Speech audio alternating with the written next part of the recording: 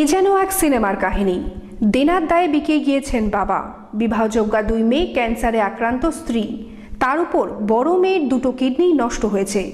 না, এটা কোনো সিনেমার গল্প নয়, মানব জীবনের বাস্তব বোধহয় আরও কঠিন। 21 টিভির ক্যামেরায় উঠে এলো এক অসহায় মেয়ের বেঁচে থাকার আকুতি। 27 বছরের বর্ষাদে নষ্ট হয়েছে তার 2টো কিডনি। 2015 সালের জানুয়ারি মাসে যখন ধরা পড়ে তখন প্রায় 80% নষ্ট হয়ে গিয়েছে। কলকাতার বেসরকারি নার্সিংহোমগুলিতে চেষ্টা করে শেষমেশ চেন্নাই গিয়েও চিকিৎসার সুরাহা মেলেনি। বর্তমানে বহরমপুরেই এক বেসরকারি হাসপাতালে চিকিৎসা চলছে বর্ষার। সপ্তাহে 3 বার করে ডায়ালাইসিস করতে হয়, যার একবারের খরচ 2700 টাকা। ডাক্তার জানিয়ে দিয়েছেন আগামী 3 মাসের মধ্যে কিডনি স্থানান্তরিত করতে না পারলে আর বাঁচবেই না বর্ষা। ভাগ্য এতটা নিষ্ঠুর হয়েও থেমে থাকেনি। বর্ষার মায়ের ক্যান্সার অপারেশন করতে গিয়ে সর্বস্ব বিকিয়েছেন বর্ষার বাবা বিপুল প্রসাদ দে। বসত বাড়িও বিক্রি করতে হয়েছে। শুধু তাই নয়, বর্ষার বাবার ইতিমধ্যেই দুবার হার্ট অ্যাটাকও হয়ে গিয়েছে।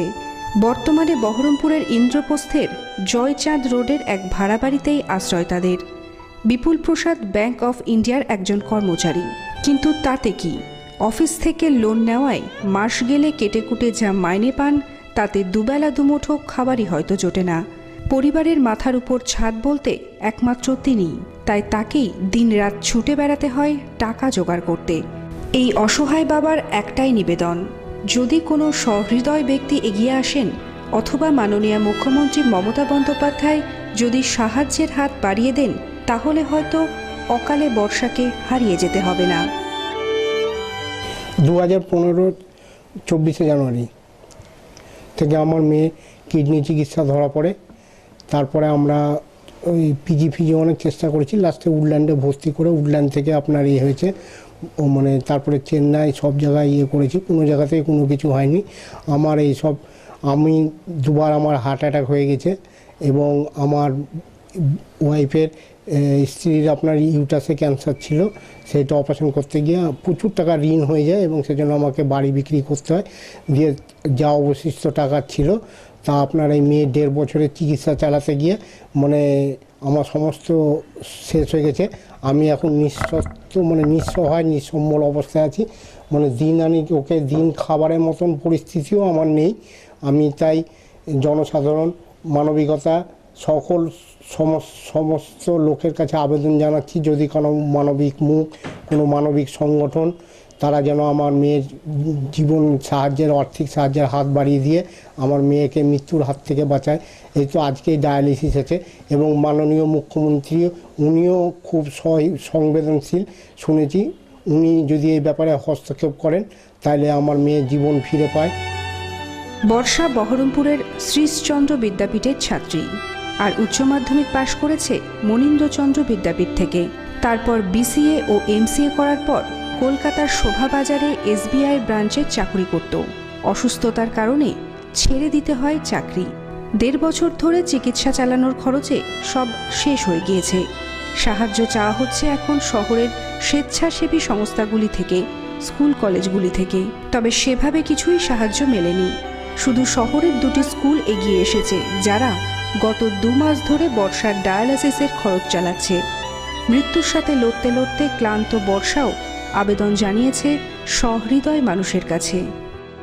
আমি চাইছি এখন কোনো সহৃদয় ব্যক্তি বা কোনো সংগঠন, বা আমার মেনলি আবেদন হচ্ছে মাননীয় মুখ্যমন্ত্রীর কাছে। শুনেছি উনি খুব সহৃদয়, কিন্তু আমাদের কোনো সোর্স পাচ্ছি না আমরা ওনার সাথে দেখা করব বলে।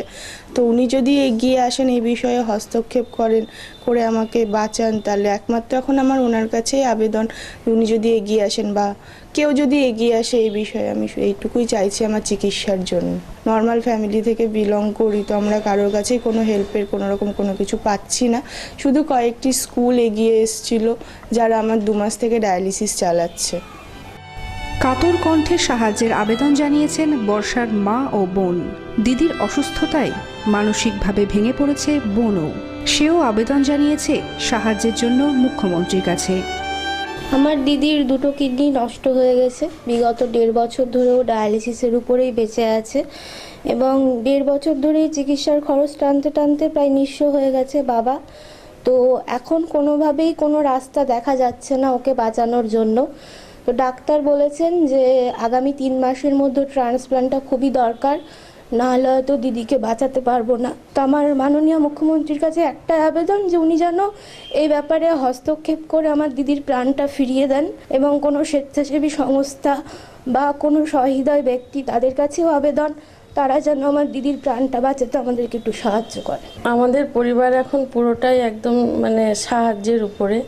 হ্যাঁ, লোকজনে, ওর বাবা সকাল হলেই বেরোচ্ছে সাহায্যের জন্য, ওই জন্য অফিসও করতে পারছে না। আর মেয়ের তো পুরোটাই মানে একদম চিকিৎসার মধ্যে, ওকে তো চিকিৎসা ছাড়া তো রাখতে পারা যাচ্ছে না। ওর ডায়ালিসিসও চালাতে হচ্ছে এবং ওষুধপত্র সমস্তটাই চালাতে হচ্ছে, যার জন্যই মানে ওর বাবা আরও অফিসটা করতে পারছে না। বাড়িতে তো কেউ নেই যে সকাল হলে যাবে চাইবে লোকের কাছে, ওর বাবাকেই এগুলো করতে হচ্ছে। আমরা চাইছি যদি কোনো সহৃদয় ব্যক্তি যদি আগিয়ে আসে, যে একটা তরতাজা প্রাণ, এটুকুনা বাচ্চা বয়সের একটা মেয়ে, তার জীবনটা যদি সে ফিরিয়ে দেয়, কারোর মায়া দয়া হয় দেখে, আমরা এটাই চাইছি। মেয়েটাকে সুস্থ করতে চাইছি। এই লড়াই চলছে আজকে 2 বছর থেকে আমাদের।